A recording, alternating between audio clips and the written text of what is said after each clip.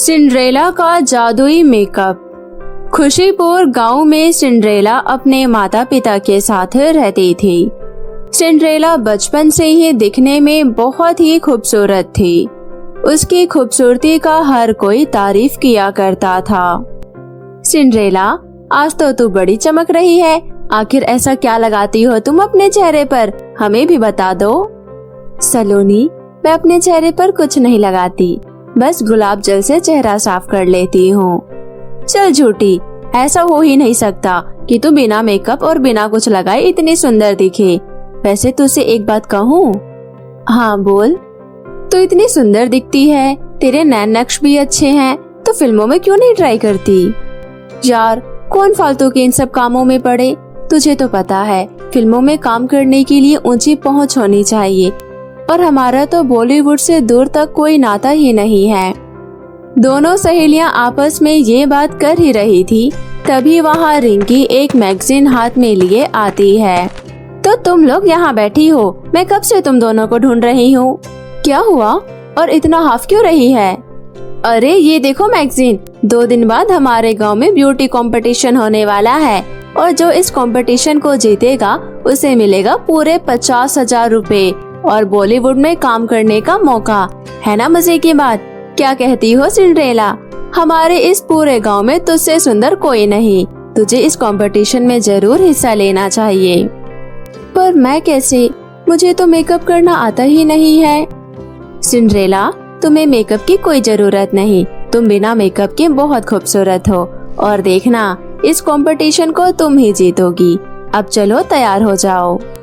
और फिर रिंकी और सलोनी के कहने पर सिंड्रेला कंपटीशन में हिस्सा लेने के लिए तैयार हो जाती है। जब वो कंपटीशन वाली जगह पहुंचती है, तब वो देखती है वहाँ दूर दूर से बहुत सारी सुंदर लड़कियां आई हुई थी। सभी लड़कियां स्टाइलिश कपड़े और मेकअप करके आई थी। उन्हीं में से एक लड़की थी जो सबसे सुंदर और स्टाइलिश थी, जिसका नाम चांदनी था। वाह, ये लड़की तो बहुत ही ज्यादा सुंदर है। अगर इसने कंपटीशन में हिस्सा लिया फिर तो मेरा पत्ता साफ है। मुझे कुछ करना होगा। तुम यहाँ क्या कर रही हो? मैं भी इस कंपटीशन में हिस्सा लेने आई हूँ। सीरियसली, मजाक तो नहीं कर रही? ये कैसे घर से सीधे उठकर आ गई हो? ना कोई मेकअप ना ज्वेलरी, ऐसे कंपटीशन जीतोगी? मुझे मेकअप करना नहीं आता, और मेरी फ्रेंड बोलती है कि मुझे मेकअप की कोई जरूरत नहीं, मैं वैसे ही बहुत सुंदर हूँ। सुंदर तो है ही, लेकिन मैं किसी भी हालत में इस गांव की गवार को ये कंपटीशन जीतने नहीं दे सकती। कंपटीशन तो मैं ही जीतूंगी। कुछ कर चांदनी। तभी चांदनी के दिमाग में एक आइडिया आता है। सिंड्रेला, देखो तुम बहुत अच्छी हो, लेकिन ये ग्लैमर की दुनिया है। यहाँ सब नेचुरल खूबसूरती पर नहीं बल्कि आर्टिफिशियल मेकअप के दीवाने हैं। चलो, अब तुम इस कंपटीशन में हिस्सा लेने आ ही गई हो, तो लाओ मैं तुम्हारा मेकअप कर देती हूँ। मुझे बहुत ही अच्छा मेकअप करना आता है।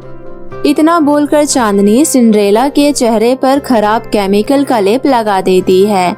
थोड़ी देर बाद जब सिंड्रेला ने अपना चेहरा शीशे में देखा, हे भगवान, ये क्या किया तुमने मेरे चेहरे के साथ? मैं इतनी काली और बदसूरत कैसी लग रही हूँ? यही तो कंपटीशन है बेबी, यहाँ दूसरों को गिराकर ही आगे बढ़ना पड़ता है। Sorry and bye bye. Chemical की वजह से सिंड्रेला का चेहरा काला और बदसूरत हो जाता है, जिस वजह से उसे कंपटीशन से निकाल दिया जाता है और चांदनी कंपटीशन का विनर बनती है। सिंड्रेला रोते हुए कंपटीशन से बाहर आती है। तभी उसकी सहेली सलोनी कहती है, मुझे माफ कर दे सिंड्रेला, मुझे तुम्हें उस जगह भेजना ही नहीं चाहिए था। तुम्हारी इस हालत की जिम्मेदार मैं हूँ। नहीं सलोनी, इसमें तुम्हारी कोई गलती नहीं है, गलती मेरी है। मुझे ऐसे किसी पर भरोसा नहीं करना चाहिए था। उस दिन के बाद से सिंड्रेला पूरी तरह टूट जाती है। पहले जहाँ लोग सिंड्रेला की खूबसूरती की तारीफ किए बिना नहीं थकते थे, वहीं अब सभी उसके बदसूरत चेहरे का मजाक उड़ाने लगे। सिंड्रेला लोगों के तानों से दुखी होकर खुद को सबसे अलग कर लेती है। सिंड्रेला अब किसी से नहीं बात करती, वो अकेले रहने लगती है। सिंड्रेला की ये हालत देखकर रिंकी और सलोनी को बहुत दुख होता है। यार, सिंड्रेला के बिना सब कुछ कितना अधूरा अधूरा लग रहा है। आखिर सिंड्रेला को कैसे इस डिप्रेशन से बाहर निकाले, वो तो किसी से बात भी नहीं कर रही। मुझे भी सिंड्रेला की बहुत फिक्र हो रही है सलोनी। मुझसे उसकी ये हालत देखी नहीं जा रही। हमें कैसे भी करके उसे समझाना होगा और उसका खोया हुआ सामान उसे वापस दिलाना होगा। रिंकी, मैं एक जादूगरनी को जानती हूँ, मैं उनसे बात करके देखती हूँ, शायद वो हमारी कुछ मदद कर सके।